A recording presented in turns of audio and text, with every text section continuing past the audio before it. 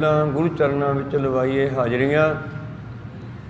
गुरु का बख्शिया फतेह का नारा करिए बुलंद गज के आखिए जी वाहिगुरु जी का खालसा वाहिगुरु जी की फतेह। सतनाम श्री वाहिगुरु साहिब जीओ। सलोक महला तीजा। वेश करे करूप कुलखनी मन खोटे कुड़ियार। फिर कै भाणे न चलै हुक्म करेगा वार। वेश करे करूप कुलखनी मन खोटे कुड़ियार। फिर कै भाणे ना चलै हुक्म करेगा वार। गुर कै भाणे जो चलै सब दुख निवारन हार।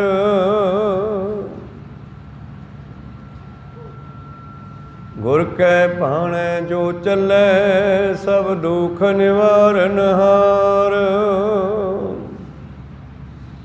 वाहिगुरु। सलोक महला तीजा। वेश करे करूप कुलखनी मन खोटे कुड़ियार। धन धन श्री गुरु अमरदास जी महाराज ਇਹ ਜੀਵ ਆਤਮਾ ਨੂੰ ਸਾਡੀ ਬੁੱਧੀ ਨੂੰ ਸਾਡੀ ਸੁਰਤ ਨੂੰ ਸਮਝਾਉਂਦੇ ਹਨ ਕਿ ਇਹਨੇ ਝੂਠ ਦਾ ਵੇਸ ਧਾਰਨ ਕੀਤਾ ਹੋਇਆ, ਝੂਠ ਦਾ ਸ਼ਿੰਗਾਰ ਕੀਤਾ ਹੋਇਆ, ਪੈਰ ਪੈਰ ਤੇ ਝੂਠ ਬੋਲਦੀ ਹੈ, ਮਾਲਕ ਦੇ ਹੁਕਮ ਮੁਤਾਬਕ ਨਹੀਂ ਚੱਲਦੀ, ਮਨਮਤ ਨੂੰ ਗ੍ਰਹਿਣ ਕੀਤਾ ਹੋਇਆ, ਮਨ ਮਰਜ਼ੀ ਕਰਦੀ ਹੈ, ਦੁਖੀ ਵੀ ਹੁੰਦੀ ਆ, ਸੁਖੀ ਨਹੀਂ ਵਸਦੀ। ਮਨ ਮਰਜ਼ੀ ਕਰਨ ਵਾਲਾ ਕਈ ਵਾਰੀ ਬਹੁਤ ਦੁਖੀ ਹੁੰਦਾ, ਮਨਮਤ ਵੀ ਕਰਦੀ ਹੈ। ਵੇਸ ਹੁੰਦਾ ਸ਼ਿੰਗਾਰ, ਝੂਠ ਦਾ ਸ਼ਿੰਗਾਰ ਕੀਤਾ ਹੋਇਆ ਇਹਨੇ। ਝੂਠ, ਈਰਖਾ, ਦੂਈ, ਦਵੈਤ, ਨਿੰਦਿਆ, ਚੁਗਲੀ, ਸਾੜਾ, ਇਹਨਾਂ ਔਗਣਾਂ ਨੂੰ ਇਹਨੇ ਧਾਰਨ ਕੀਤਾ ਹੋਇਆ ਹੈ।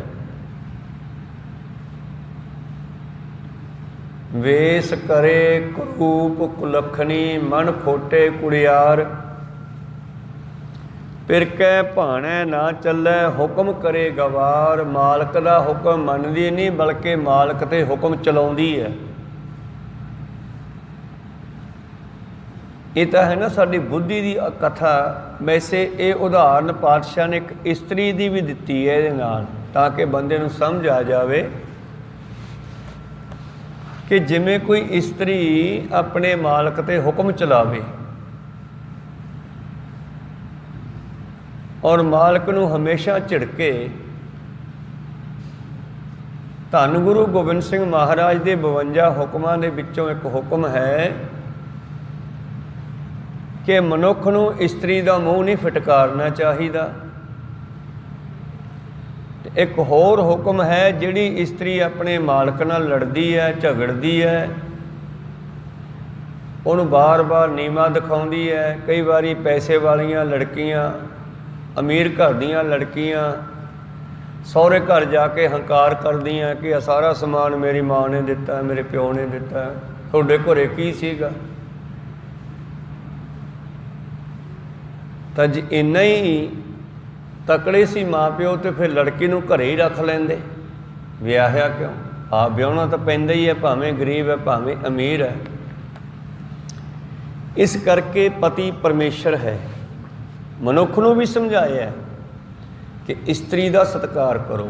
ਜਿਸ ਘਰ ਵਿੱਚ ਇਸਤਰੀ ਦਾ ਸਤਿਕਾਰ ਹੈ ਉਸ ਘਰ ਦੇ ਵਿੱਚ ਕਦੇ ਗਰੀਬੀ ਨਹੀਂ ਆਉਂਦੀ।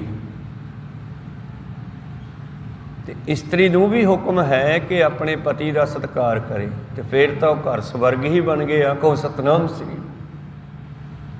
जिस घर दे विच लड़ाई झगड़े है, एक दूजे की बेअदबी है, बेइज्जती है, निंदिया चुगली है, वो घर कदे भी उच्चे नहीं उठते, याद रखियो। अज का जिहड़ा प्रश्न है धन धन श्री गुरु अमरदास महाराज जी का जो पवित्र सवाल है कि मनुख दुखी क्यों है,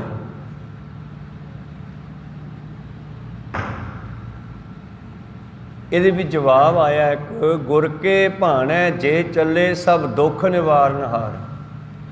सारिया दुखों को खत्म करने वाला है गुरु के भाणे में चलना।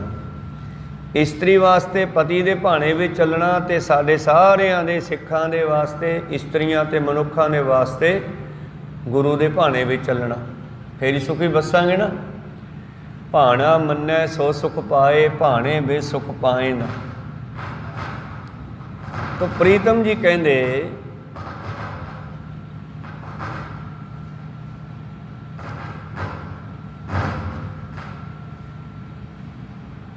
श्लोक महला तीजा,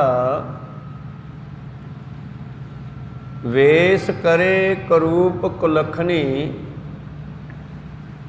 मन खोटे कुड़ियार।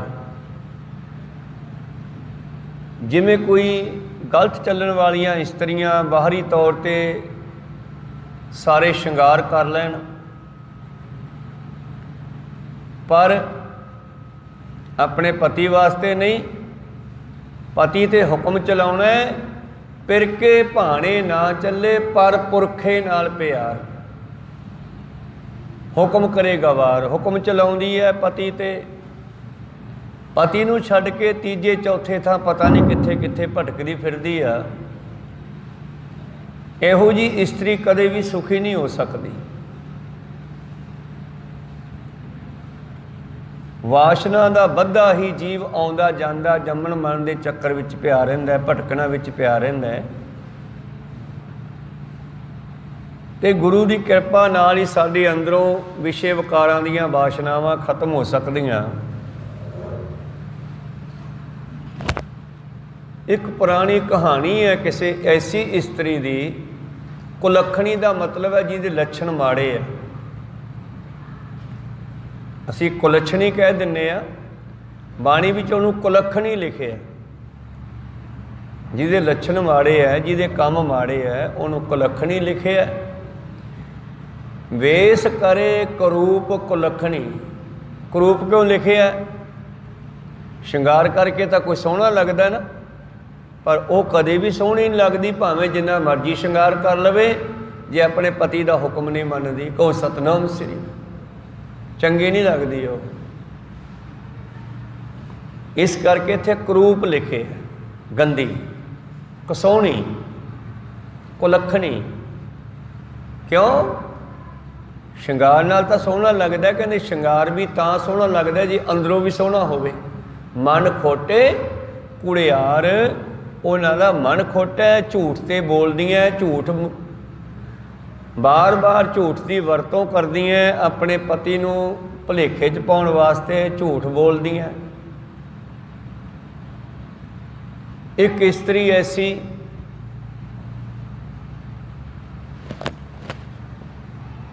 वो कहती मेरे लड़की है, मैं लड़की उस मनुख नूं ब्याहूंगी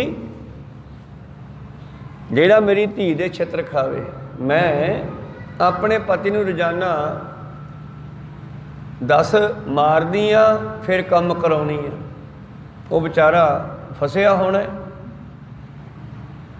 उन्हें लड़की ना विआही तो कोई इहो जिहा भी टक्कर गया, कहन लग्या कोई गल नहीं, साडे नाल विआह दिओ, मंजूर है सोडी ये शर्त। उन्होंने ब्याह के लै गया। कहते जाते जाते उसने अपनी डोली दे नाल, उदों गड्डियां ते जाते सी, एक छज बन लिया। एक कुत्ता गड्डे नाल बन्निया होया, एक जिउंदा मुर्गा भी विच बिठा लिया। जदों ब्याह के मुड़े किते हवा चली तो छज गड्डे नाल वज के टुट गया, अपना खड़क पिया। ब्याहां में छज कुटते हैं ना, शायद इहो जिहियां कहावतां तो ये गल्लां बणीਆਂ। उस बंदे ने फड़ के छज नूं कुट कुट के तोड़ के तीला तीला करके खलियारता। कहना मेरे हुक्म तो बगैर तू बज्जिया किवें, खड़किया क्यों? मतलब उस लड़की नूं दिखाई जांदा वो घबरा गई भी है, छज आपे खड़क पिया ते इहने तोड़ तोड़ के तीला तीला करके सिट दिता। थोड़ा किते गाहां गड्ढा गया तो किते कुक्कड़ बोल पिया, कहन लग्या हाँ हाँ तू मेरे हुक्म तो बगैर बोलिया किवें? ते धौण मरोड़ के कुक्कड़ दी मारता ते कुत्ते नूं सिटता ते कुत्ता खा गया। अगे जाके किते कुत्ता भौंक पिया ते कुत्ते नूं सुटियां नाल कुट कुट के अधम होया करता। डोली घरे चली गई। लड़की तो अंदर ही कंबी जाती है, कहने भी तो बड़ा भैड़ा, ये तो बंदे नूं मार ही देऊगा। पहला मुर्गा मारता, पहला छज तोड़ता आउंदे आउंदे राह च ने। इसदा सुभाਅ ही बड़ा भैड़ा है। तो उसने ये सलाह बना ली भी आपां माँ वालियां जिहड़ियां आदतां वो नहीं वरतनियां। जिहड़ी आदत मेरी माँ की सी ना वो आपां नहीं वरतनी। आपां तो हुक्म च ही चलना, जिवें कहूगा उवें ठीक आ, बच के रहो इस तो।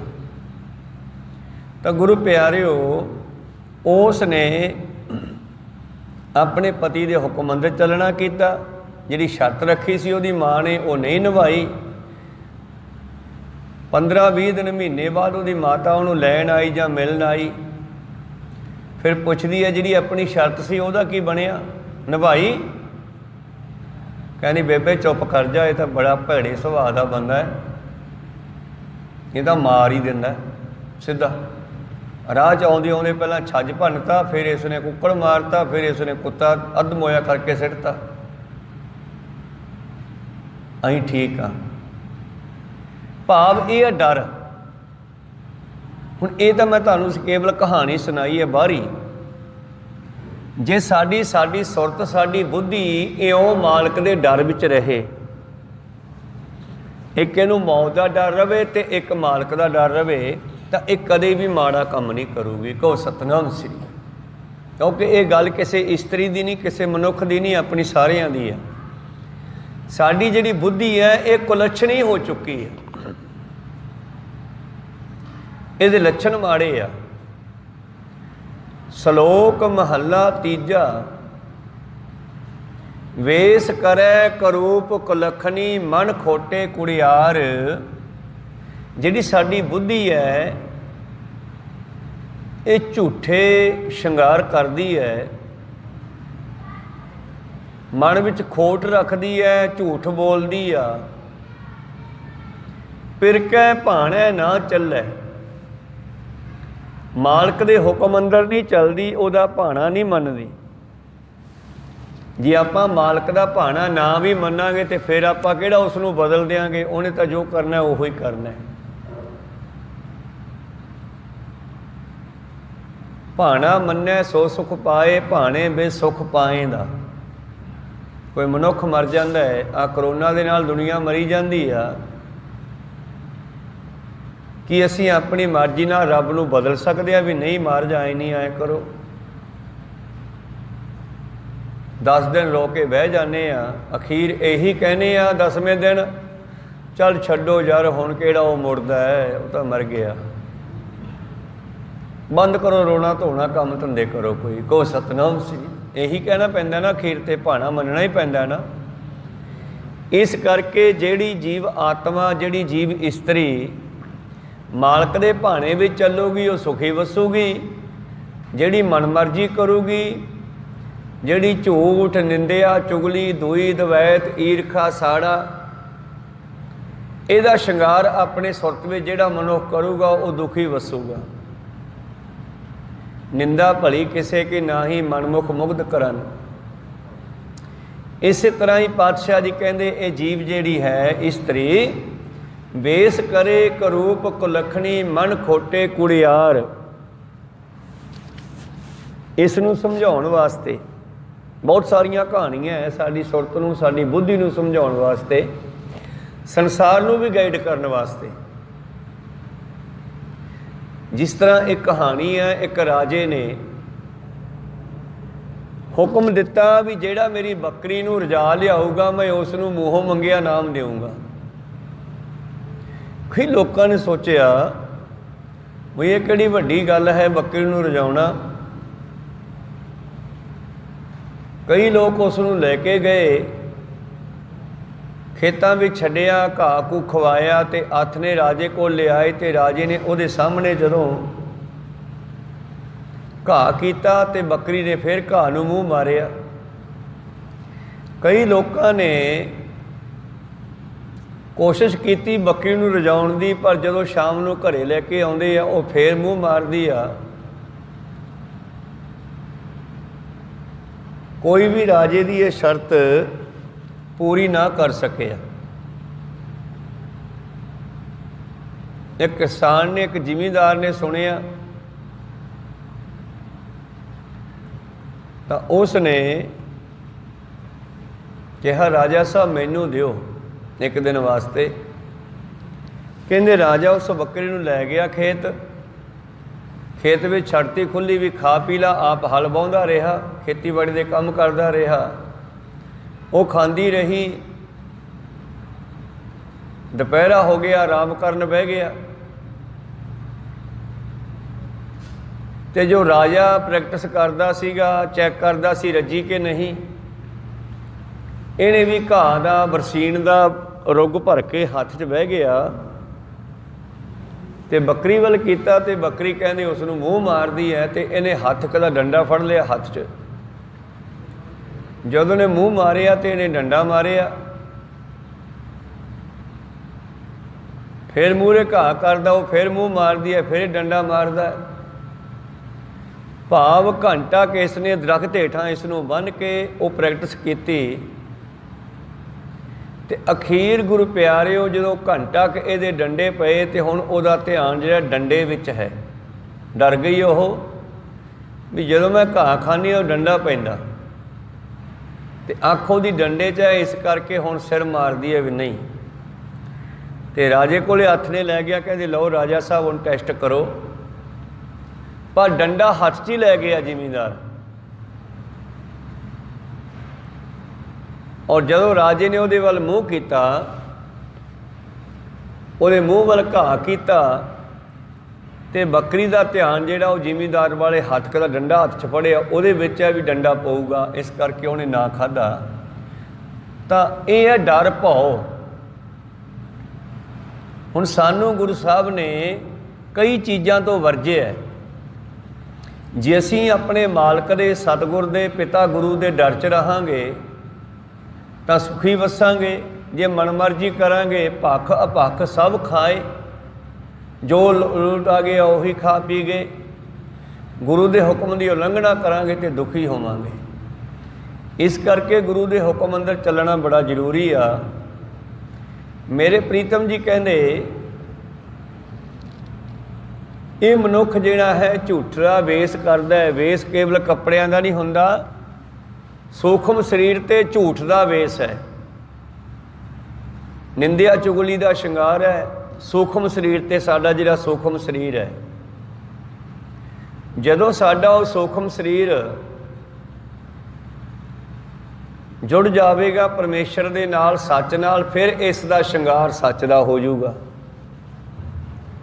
ਆਤਮਾ ਉੱਤੇ ਸੱਚ ਦਾ ਸ਼ਿੰਗਾਰ ਹੋ ਗਿਆ, ਫਿਰ ਇਹ ਗੁਰੂ ਦੇ ਭਾਣੇ ਵਿੱਚ ਚੱਲੂਗਾ। ਗੁਰ ਕੇ ਭਾਣੇ ਜੋ ਚੱਲੈ ਸਭ ਦੁੱਖ ਨਿਵਾਰਨ ਹਾਰ। ਫਿਰ ਮਾਲਕ ਹਰ ਤਰ੍ਹਾਂ ਦੇ ਸੁੱਖ ਵੀ ਘਰ ਵਿੱਚ ਲਿਆਊਗਾ। ਨਹੀਂ ਤਾਂ ਮਾਲਕ ਵੀ ਫਿਰ ਬੇਪਰਵਾਹ ਹੋ ਜਾਂਦਾ। ਚੰਗਾ ਫਿਰ ਜਿਵੇਂ ਤੂੰ ਚੱਲਦੀ ਉਵੇਂ ਆਪਾਂ ਚੱਲ ਪੈਂਦੇ ਹਾਂ, ਕੋ ਸਤਨਾਮ, ਉਹ ਵੀ ਬੇਪਰਵਾਹ ਹੋ ਜਾਂਦਾ। ਫਿਰ ਸੰਸਾਰ ਦੀ ਗੱਲ ਕਰਦਾ, ਪਰ ਪਰਮੇਸ਼ਰ ਬੇਪਰਵਾਹ ਨਹੀਂ ਹੁੰਦਾ। ਉਹ ਜੀਵਾਂ ਨੂੰ ਪਾਲਦਾ ਹੈ, ਪੈਦਾ ਕਰਦਾ ਹੈ, ਸੰਭਾਲਦਾ ਹੈ, ਪਰ ਜੀਵਾਂ ਦਾ ਫਰਜ਼ ਹੈ ਉਹਦਾ ਭਾਣਾ ਮੰਨਣਾ, ਉਹਦਾ ਹੁਕਮ ਮੰਨਣਾ। ਸਤਿਗੁਰ ਪਾਤਸ਼ਾਹ ਜੀ ਕਹਿੰਦੇ ਵੇਸ ਕਰੇ ਕਰੂਪ ਕੁਲੱਖਣੀ, ਮਨ ਖੋਟੇ ਕੁੜਿਆਰ। ਪਿਰਕੈ ਭਾਣੈ ਨਾ ਚੱਲੈ, ਹੁਕਮ ਕਰੇ ਗਵਾਰ। ਮਾਲਕ ਦੇ ਹੁਕਮ ਅੰਦਰ ਨਹੀਂ ਚੱਲਦੀ, ਉਲਟਾ ਮਾਲਕ ਤੇ ਹੁਕਮ ਚਲਾਉਂਦੀ ਹੈ। ਜਿਸ ਵੇਲੇ ਚੌਧਰੀਆਂ ਨੇ, ਮਾਝੇ ਦੇ ਲੋਕਾਂ ਨੇ जो माता भागो दे नाल आए सी 100-200 बंदा, जिन्हां विच भाई महा सिंह ते होर योधे भी सन। आ रामियान की धरती ते मेल होया। धन गुरु गोबिंद सिंह महाराज जी उत्थे रुक गए, पड़ा किया। पातशाह इधरों आनंदपुर साहब नूं त्याग के माछीवाड़ा लंघ के सारे पासों मुड़ के आके इधर नूं आ गए सन। ते मुक्तसर दे जंग दे होण तो पहलां दी घटना है। जिहड़ा दुनी चंद हाथी नाल टाकरा करन तो डरदा भज गया सीगा, ਉਹਦੇ कुछ संगी साथी वो भी चले गए सीगे ते उन्हां दे जाण करके माझे दियां माईयां ने फटकारां पाईयां सी भी तुसीं क्यों आए इहो ਜਿਹੇ मौके छड्ड के गुरु साहब नूं। फिर माई भागो उन्हां नूं इकट्ठे करके लियाई भी चलो महाराज दुआरे चलनी लगो, ये तो गलती बहुत वड्डी है अपनी। फिर पातशाह नाल मेल होया रामेआणी दी धरती ते। जद इत्थे मेल होया ते वो जथा भी रुक गया, गल्लां बातां चलियां। तो उन्हां दे विच कोई चौधरी नंबरदार सी जिन्हां दी सरकारे दवारे पहुँच हुंदी आ। चौधरी नंबरदार पिंडां दे अजकल MC MLA आ, इन्हां दी सरकार दे कोल पहुँच हुंदी आ। ते वो कहण लगे बाबा जी की खटिया, सारा परिवार गवाच गया, विछड़ गया, खेरू खेरू हो गया, साहिबजादे शहीद हो गए। असी तुहाडी औरंगजेब नाल संधि करवा दिंने आ। वो नंबरदार वो चौधरी कहने साडी सिद्धि है औरंगजेब नाल, असी जाके तुहाडी संधि करवा दिंने आ। ते गुरु साहब कहन लगे बई तुसी गुरु बन के आए हो कि सिख बन के आए हो, तुसी मैनू मत दिंने हो। जे संधि कराउणी सी ते उदों कराउंदे जदों पंजवें पातशाह की शहीदी हुई है, उदों कित्थे सी तुसी? नौवें पातशाह की शहीदी वेले कित्थे सी? जदों वजीदिया ने साहिबजादियां नूं शहीद किया उदों कित्थे सी तुसी बचाउण वाले? तां ओह कुछ हंकारी बंदे कहण लगे फिर असीं सोनू गुरु नहीं मनदे, जे तुसीं साडी गल नहीं मनदे असीं सोनू गुरु नहीं मनदे। ते गुरु साहब कहंदे ठीक आ, इत्थे कागज के लिख के दे दिओ बई तू साडा गुरु नहीं, असी तेरे सिख नहीं। कहो सतनाम। उत्ते लैन लिखती, थल्ले कईयां ने सैन करते गुस्से दे विच। जल मुड़न लगे तो माई भागो ना गई, कहनी मैं थोड़े नाल नहीं जाती, तुसीं बहुत वड्डा गलत काम करता है। गल तां सुलझाउण आए सी, तुसीं होर भी बिगाड़ती, लिखती रूप च ही देता, गुरु तो बेदाबे हो गए।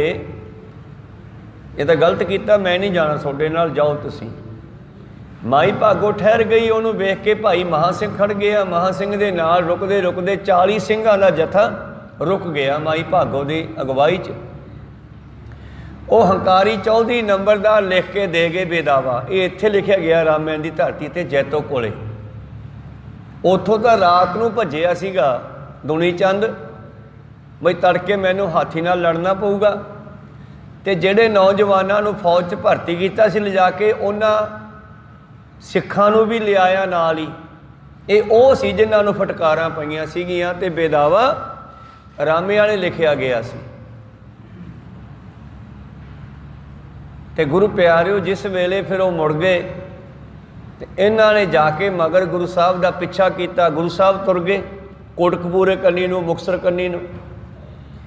इन्हां ने मगरा किया भी जिहड़ा ये बेदावे वाला कागज है इहनूं पढ़वाउणा चाहीदा। ये तां एक इतिहास बन जाना है। आने वाले समय च लोग माझे दे लोकां नूं फटकारां पाउणगे।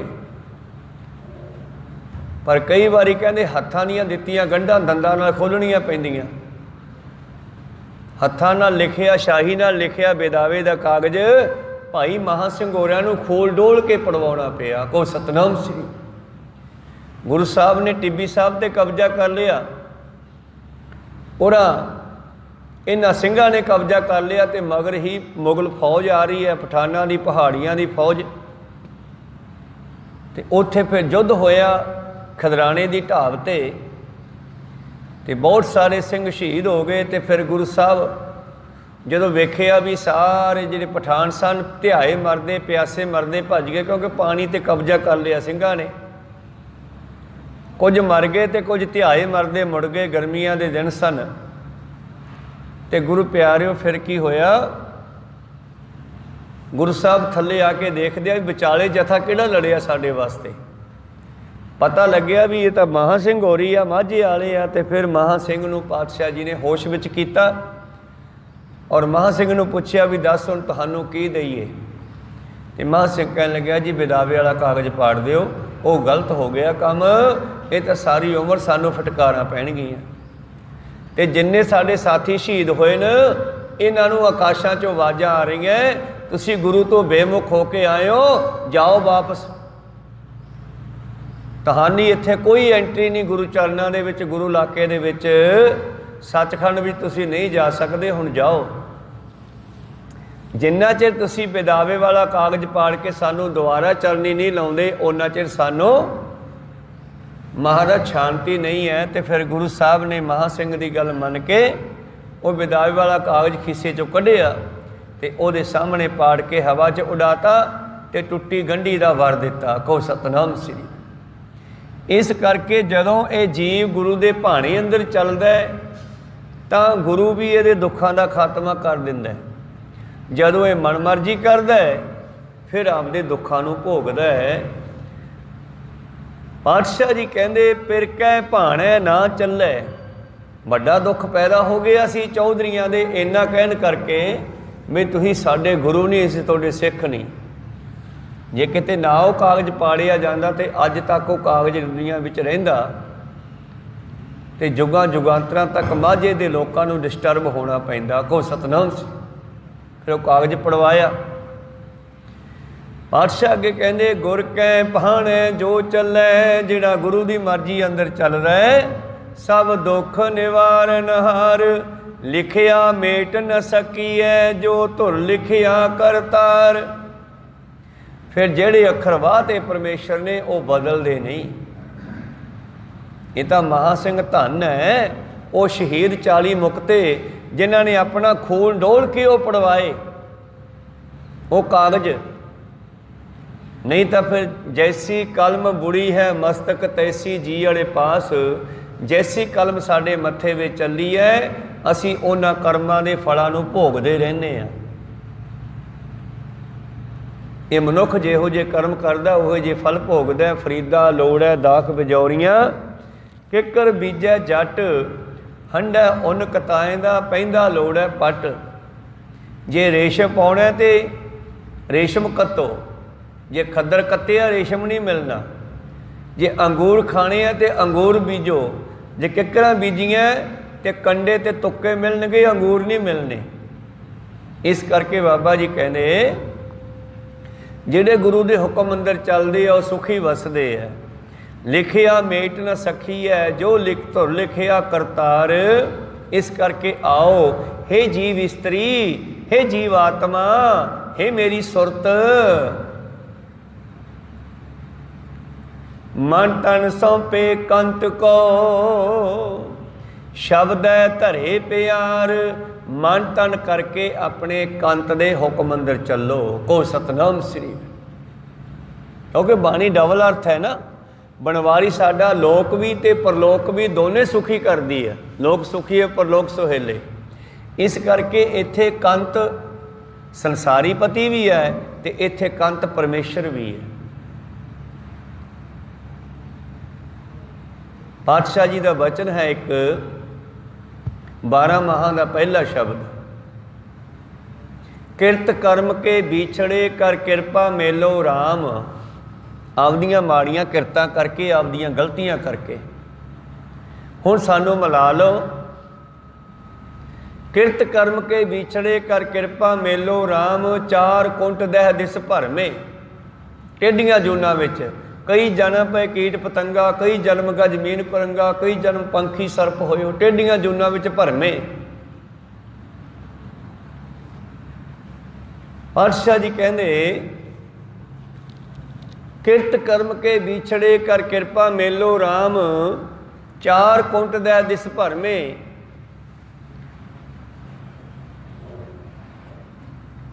ਥੱਕ ਗਏ ਹਾਂ ਤੁਰਦੇ ਤੁਰਦੇ, ਭਟਕਦੇ ਭਟਕਦੇ। थक आए प्रभ की शाम, हुण तेरी शरण विच आ गए आ। अगों गुरु पुछदा है, मालक पुछदा है, कोई चंगे काम करदा है? गुणा तो बगैर मैं तैनू की करां? ढेन दुधै ते बाहरी किते न आवे काम। गां भी जे दुध ना देवे दुनिया छड्ड दिंदी है। कहो सतनाम। ਉਹਦੀ सेवा संभाल नहीं करती, ਉਹਨੂੰ हरा चारा नहीं पाउंदी पहला वांगू। ਇਹ ਸਵਾਰਥੀ ਹੈ ਨਾ ਦੁਨੀਆ, ਦੁੱਧ ਕਰਕੇ ਦਿੰਦੀ ਆ ਉਹਨੂੰ ਘਾਹ ਦਾਣਾ।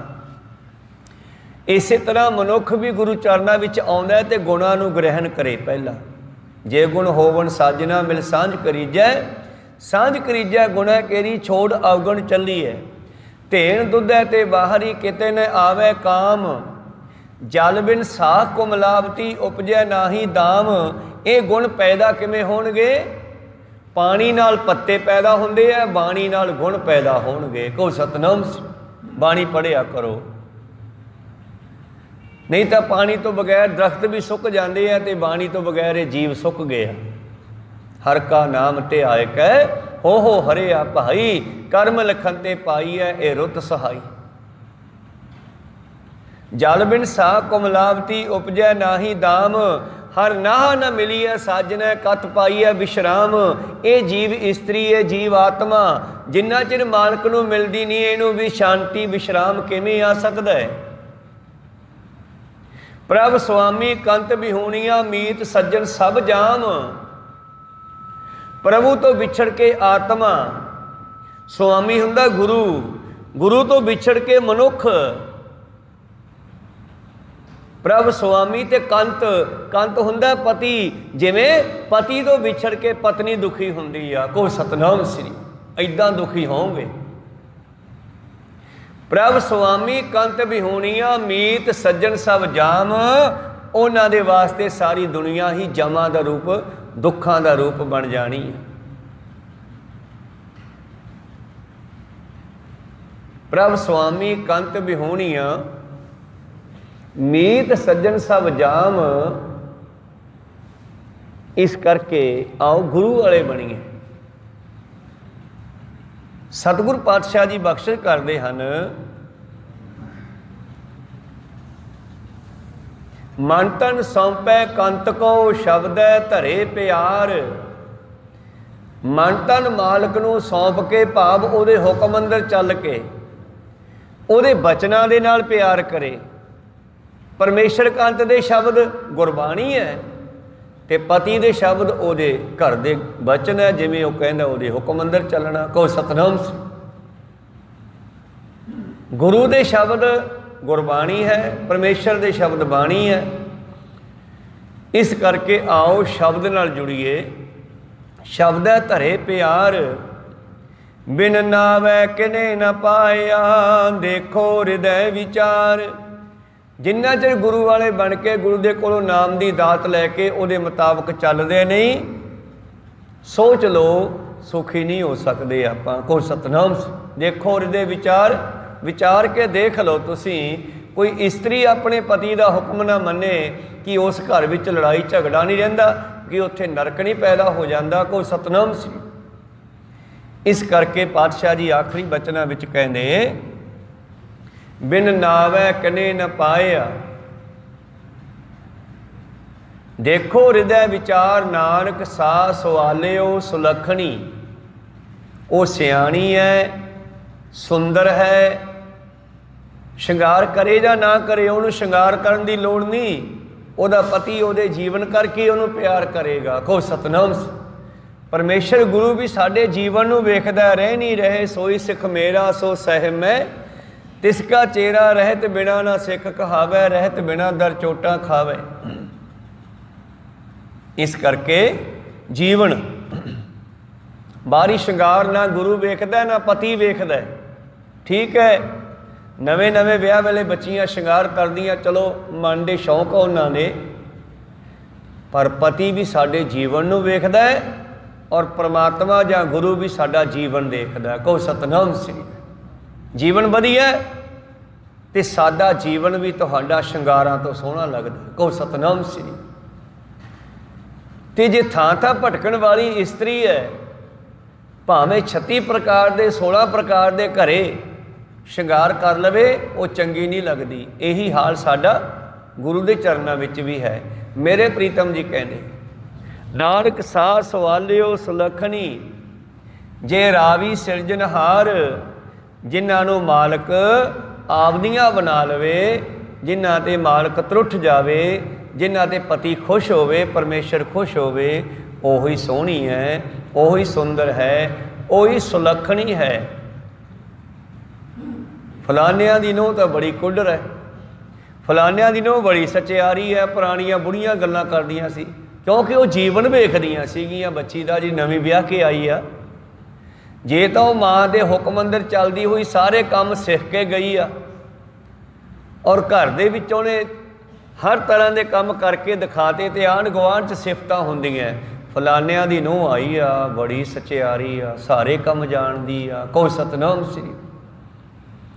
ਤੇ ਜੇ ਪੇਕੇ ਵਿੱਚ ਰਹਿੰਦੇ ਤੇ ਮਾਇਆ ਦੇ ਹੰਕਾਰ 'ਚ ਹੀ ਰਹੀ, ਮੇਰਾ ਪਿਓ ਅਮੀਰ ਹੈ, ਰੋਟੀ ਪਕਾਉਣੀ ਨਹੀਂ ਸਿੱਖੀ, ਕੱਪੜੇ ਧੋਣੇ ਨਹੀਂ ਸਿੱਖੇ, ਸਾਰਾ ਦਿਨ ਲੈ ਕੇ ਰਿਮੋਟ ਟੀਵੀ ਕੋਲ ਹੀ ਬੈਠੀ ਰਹਿੰਦੀ ਆ, ਤੇ ਜਦੋਂ ਸਹੁਰੇ ਜਾ ਕੇ ਪਕਾਉਣੀਆਂ ਪਈਆਂ ਤੇ ਫਿਰ ਪਹਿਨਗੀਆਂ, ਫਿਰ ਦੁਖੀ ਹੋਵੇਗੀ।